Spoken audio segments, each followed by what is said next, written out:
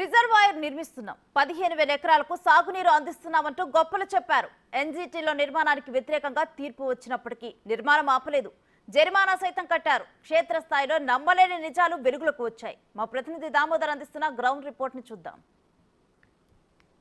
చంద్రబాబు నాయుడు ప్రాజెక్టుల పరిశీలనతో ఇదే రోజు చిత్తూరు జిల్లాలోని ఏదైతే ఉమ్మడి చిత్తూరు జిల్లాలోని ముదివేడు ప్రాజెక్టు వద్దకు వెళ్ళాడో అదేవిధంగా అంగళ్ళ నుంచి ఇటు పొంగనూరు మీదుగా చిత్తూరు వెళ్తున్న సందర్భంలో అంగళ్ళలో ఆయన మీద రాళ్ల దాడి జరిగింది. అదే సందర్భంలో ఏదైతే పొంగనూరు బైపాస్ రోడ్లో ఆయన మీద దాడి జరిగింది. ఆ ప్రాజెక్టుల సందర్భంగా పరిశీలన సందర్భంగా చంద్రబాబు నాయుడు అబద్ధాలు చెప్తున్నాడు.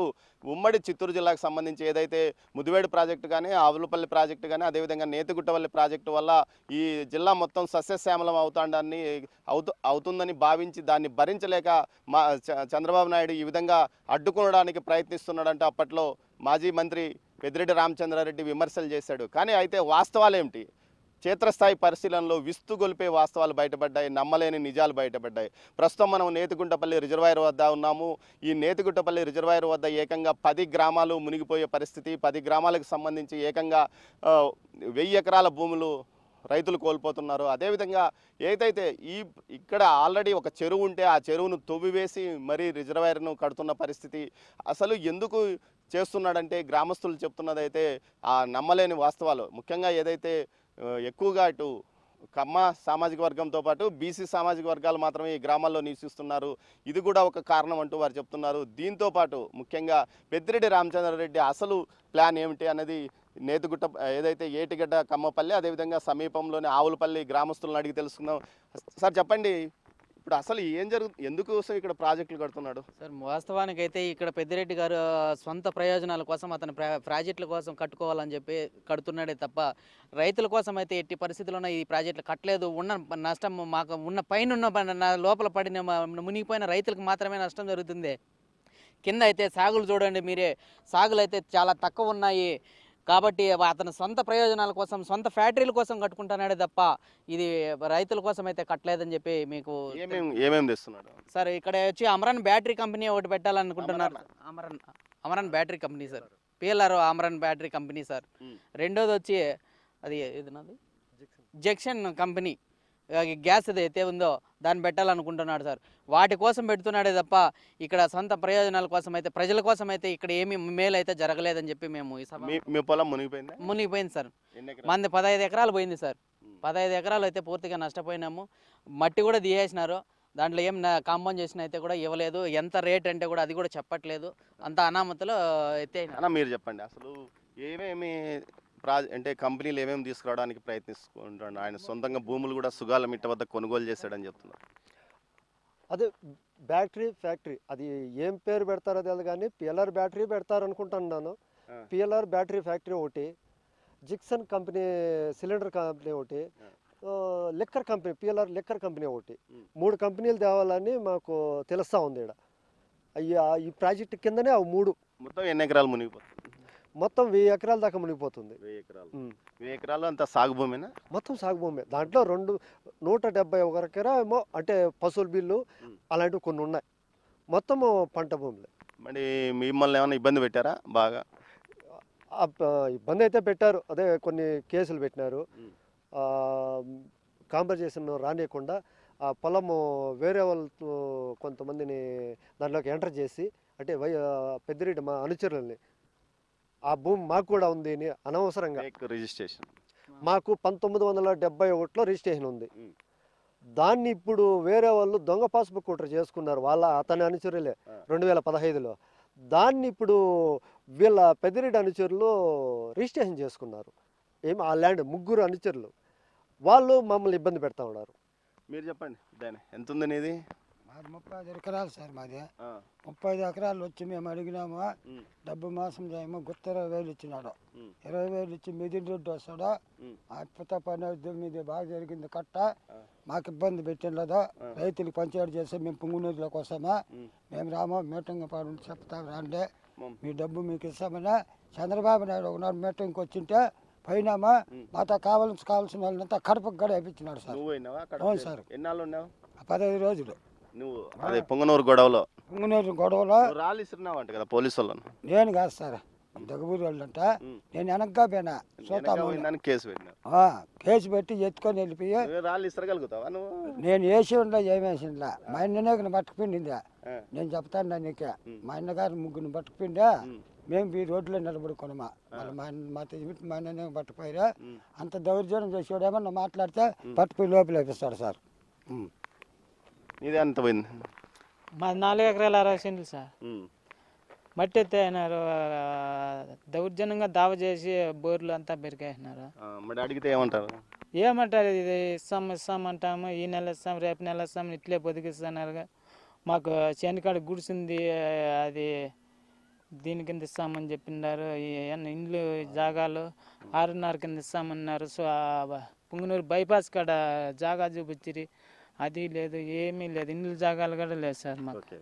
మొత్తం మీద మనం చూడవచ్చు, ఏదైతే ఈ రిజర్వాయర్ కిందే రిజర్వాయర్ ముంపు ప్రాంతంలోనే ఎక్కువ సాగు భూమి ఉంది. రిజర్వాయర్ ముందు వైపు మాత్రమే సాగు భూమి కనిపించదు, కేవలం గుట్టలు, కొండలు, బండరాళ్ళు మాత్రమే కనిపిస్తాయి. అయితే మొత్తం మీద ఈ ప్రాంతంలో ఈ చదును చేసిన స్థలాల వద్ద తన ఫ్యాక్టరీలను ఏర్పాటు చేసుకోవడానికి ఏదైతే పెద్దిరెడ్డి అండ్ కో ప్రయత్నిస్తుంది, అందులో భాగంగానే తమ భూములను ఈ విధంగా తమకు ఇక్కడ అవసరం లేని చోట ఒక పెద్ద రిజర్వాయర్ని కట్టి ఇక్కడ 1.5 టీఎంసీ కెపాసిటీతో 800 కోట్ల వ్యయంతో ఈ ప్రాజెక్టు నిర్మిస్తున్నారు. పూర్తిగా పనులు అయిపోయినాయి, ఆల్రెడీ ఇంకా గేట్లు పెట్టడమే మిగిలింది. ఇలాంటి పరిస్థితుల్లో ప్రభుత్వం మారగానే దీని మీద విచారణకు ఆదేశించిన నేపథ్యంలో ప్రస్తుతం పనులు ఆగిపోయిన పరిస్థితి. మొత్తం మీద అయితే తన భవిష్యత్తులో తాను నిర్మించుకోబోయే ఫ్యాక్టరీల నిర్మాణం కోసం అవసరమైన నీటిని ముందు జాగ్రత్త చర్యగా ఒక ప్రాజెక్టు ప్రభుత్వ వ్యయంతో నీటిని ఇక్కడ తెచ్చుకొని రైతుల పేరుతో చెప్పి నీటి ప్రాజెక్ట్ ఇక్కడ కట్టుకున్న తర్వాత తన ప్రాజెక్టులు నిర్మించుకోవడానికి పిఎల్ఆర్ అండ్ కంపెనీ ప్రయత్నించింది. అందులో భాగంగా ఒక గ్యాస్ సిలిండర్ ఫ్యాక్టరీ, అదేవిధంగా ఏదైతే మరోవైపు ఇటు battery factory, electrical battery factory, దీంతోపాటు మరోవైపు ఒక వైన్ ఫ్యాక్టరీ ఏర్పాటు చేయడానికి, పూర్తి స్థాయిలో లిక్కర్ ఫ్యాక్టరీ ఏర్పాటు చేయడానికి ఇందుకు సంబంధించి భూములు ఒక కొనుగోలు కూడా పూర్తయింది. రిజిస్ట్రేషన్ కూడా కంపెనీ పేరుతో చేసుకున్నట్లు కూడా గ్రామస్తులు చెప్తున్నారు. ఏదైతే తన వ్యక్తిగత అవసరాలు, తన కుటుంబ అవసరాలు, తన వ్యాపార అవసరాల కోసం ప్రభుత్వ వ్యయం వేలాది కోట్ల రూపాయల ప్రభుత్వ వ్యయంతో పెద్దిరెడ్డి ఇక్కడ ఫ్యాక్టరీలు నిర్మించుకుంటున్నాడంటూ గ్రామస్తులు ఆరోపిస్తున్నారు. మొత్తం మీద ఈ ప్రభుత్వం ఈ విషయంలో తగిన జాగ్రత్తలు తీసుకుని తమకు న్యాయం చేయాలి. ఎటు భూములన్నీ ఏదైతే రిజర్వాయర్ నిర్మాణం పూర్తిగా అయిపోయినందువల్ల దీనికి సంబంధించి భూములన్నీ ఎలాగూ పోయే పరిస్థితి ఉంది. తమకు ఆర్ఎన్ఆర్ ప్యాకేజీతో పాటు పునరావాస చర్యలు పూర్తి స్థాయిలో వెంటనే ఏర్పాటు చేయాలి. తమకు పోయిన భూమిని ఇంకో చోట భూమి ఇప్పించాలని కూడా వీరు కోరుకుంటున్న పరిస్థితి. కెమెరా పర్సన్ పురుషోత్తంతో దామోదర్, నేతిగుట్టపల్లి రిజర్వాయర్ వద్ద నుంచి. ఉమ్మడి చిత్తూరు జిల్లాలోని పడమటి మండలాలను శాశ్వతంగా కరువు బారి నుంచి తప్పించడానికి ప్రాజెక్టులు నిర్మిస్తున్నామంటూ గత పాలకులు 2000 కోట్లకు పైగా వ్యయంతో 3 ప్రాజెక్టులను ప్రారంభించారు. ఎత్తిపోతల ద్వారా గండికోట నుంచి నీటిని తీసుకువచ్చి హంద్రీనివా కాలువలోకి కలిపి పొంగనూరు బ్రాంచ్ కెనాల్కు పంపింగ్ చేసి ముద్దినేడు, నేతిగుంటపల్లి, ఆవులపల్లి ప్రాజెక్టులు నిర్మిస్తున్నామని ప్రకటించడంతో పాటు నిర్మాణ పనులను ప్రారంభించారు. పనులు కూడా పిఎల్ఆర్ కంపెనీ చేపట్టింది. ఇతరుల పేరుతో టెండర్ వచ్చినప్పటికీ నిర్మాణాలు మాత్రము వీరే చేశారు. ప్రతి చోట నిర్వాసితుల గురించి ఏ మాత్రం పట్టించుకోలేదు. పరిహారం అడిగిన చోట కేసులు పెట్టి జైలుకు పంపించారు. మరోవైపు భూముల పరిహారం ఇవ్వటం ఇష్టం లేకపోవడంతో ఆయా భూములను అటవీ భూములుగా మార్చివేశారు. అలాంటి స్థితిలో నిర్మితమైనది నేతిగుంటపల్లి ప్రాజెక్టు. నేతిగుంటపల్లి రిజర్వాయర్ ఒకటి స్టార్ట్ చేసినారు. మా ఊరు పొలం మొత్తము వాళ్ళు లాగేసుకోవడంతో మాకు ఎటువంటి కాంపన్సేషన్ ఇవ్వడం లేదు. అడిగితే ఇస్తాం అంటున్నారు, కానీ ఏమాత్రం మనకి రెస్పాండ్ అవ్వట్లేదు. ఎందుకు మీ ఊరి మీద టార్గెట్ చేస్తారు?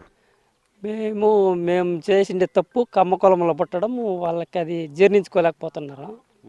ఈ కమ్మ వాళ్ళు ఎక్కడున్నా వాళ్ళని ఏ విధంగా ఆర్థికంగానైనా నష్టపరచాలనేది వాళ్ళ అభిప్రాయము. ఇక్కడే కాకుండా ఆవులపల్లి దగ్గర కానీ ఇక్కడ కమ్మ వాళ్ళు ఎక్కడుంటే అక్కడ వాళ్ళని ఆర్థికంగా దెబ్బతీసే విధంగా పెద్దిరెడ్డి ఈ విధంగా ప్రాజెక్టులు ప్లాన్ చేసినారు. యాక్చువల్గా ఇది అయితే చిలకవారిపల్లి దగ్గర ప్లానింగ్ ఉండింది. అక్కడ వాళ్ళు రెడ్డీస్ ఉన్నారు కాబట్టి అక్కడ దాన్ని ఇది చేయకుండా చేసి ఇక్కడ కమ్మోళ్ళు ఉన్నారు కాబట్టి ఇక్కడ ప్లాన్ చేసి ఇక్కడ మా నష్టపరిచినారు. మదనపల్లికి 15 కిలోమీటర్ల దూరంలో చుట్టూ కొండలు, అక్కడక్కడ సాగుభూమి విసిరేసినట్లుగా కనిపించే గ్రామాలు కనిపిస్తాయి. అందులో ఒకటి ఏటిగడ్డ కమ్మపల్లి. 1970 దశకంలో సందిరెడ్డి అనే కుటుంబం వచ్చి అక్కడ స్థిరపడి భూములను కొనుగోలు చేసి వ్యవసాయం మొదలుపెట్టింది. సమీపంలో ఓ చెరువు ఉంది. చెరువు కింద నేతిగుంటపల్లి గ్రామం ఉంది. ఏటిగట్ట కమ్మపల్లి పైన పెద్ద చెరువు ఉంది. చుట్టుపక్కల 10 గ్రామాలకు ఎలాంటి సాగునీటి సమస్య లేదు. కర్ణాటక అడవుల నుంచి వచ్చే వరద నీటితో లింకు చెరువులు నిండేవి. దీంతో చుట్టుపక్కల 10 గ్రామాలకు చెందిన రైతులకు సంబంధించి 1000 ఎకరాల భూమి సాగయ్యేది. అయితే ఇదంతా గతం. ఇక్కడ మేము పూర్తిగా భూమి అయితే పూర్తిగా కోల్పోయినాము. మాకైతే ఈ నష్టపరిహారం కాంపోజిషన్ అడిగితే దాన్ని అదిగో ఈ రేపు నెల ఇస్తాము, 2వ నెల ఇస్తాము, 3వ నెల ఇస్తామని చెప్పి నెలల మీద గడుపుతూ వచ్చే సమాచారాలు ప్రకటించడం లేదు. ఏమన్నా అమౌంట్ అడిగితే ఎంత ఇస్తారు, మాకు తగిన నష్టపరిహారం ఏమి ఇస్తారంటే కూడా మమ్మల్ని మీకు ఎందుకయ్యా మీకు తగినంత మేము ఇస్తాము, మిమ్మల్ని అయితే నష్టపరిచాము, ఎట్టి పరిస్థితుల్లో కూడా ఎగస్ట్రానే ఇస్తాము, కానీ మిమ్మల్ని నష్టం చేయమని చెప్పిన పరిస్థితి దాఖలాలు అయితే దండిగా ఉన్నాయి. మంది 10 నుంచి 15 ఎకరాలు పోయింది.